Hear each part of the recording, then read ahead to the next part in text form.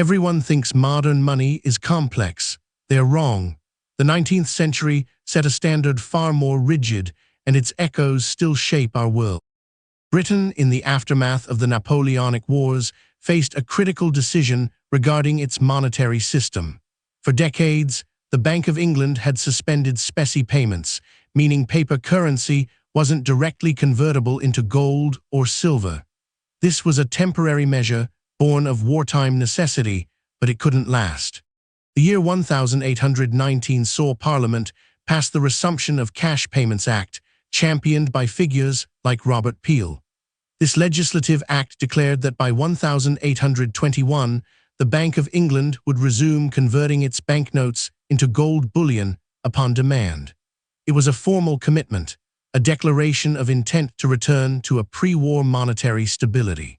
This wasn't merely a bureaucratic tweak, it was a profound shift. It meant that the value of British currency, the pound sterling, would now be irrevocably linked to a fixed weight of gold.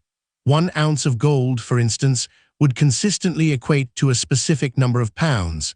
This provided a bedrock of certainty. The move was driven by a desire for fiscal discipline and international trust. A currency backed by gold was perceived as inherently stable, immune to the whims of government printing presses. It signaled to the world that Britain was a reliable economic power, its financial health robust and predictable. The immediate impact within Britain was significant.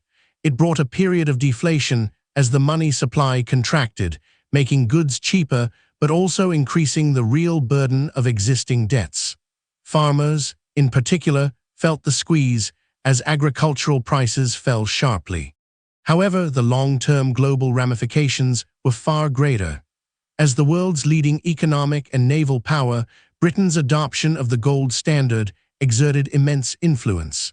Other nations, seeking to facilitate trade and secure international credit, began to follow suit.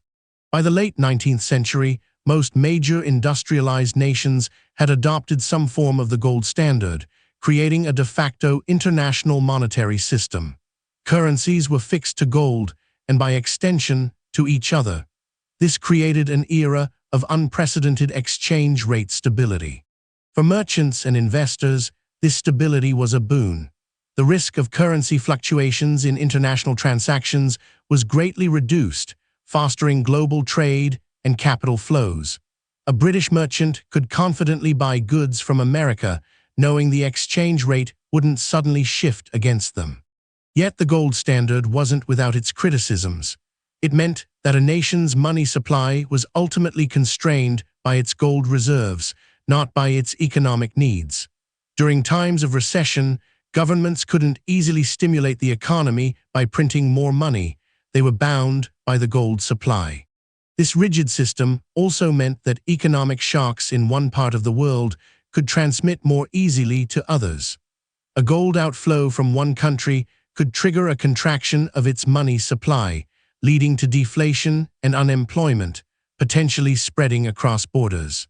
Britain's 1819 decision, therefore, laid the groundwork for over a century of global monetary order. It defined an era of relative financial predictability, but also highlighted the inherent trade-offs between stability and flexibility in economic policy. Its legacy continues to inform debates about currency and value even today. This video is for educational and informational purposes only and is not financial advice. Always do your own research.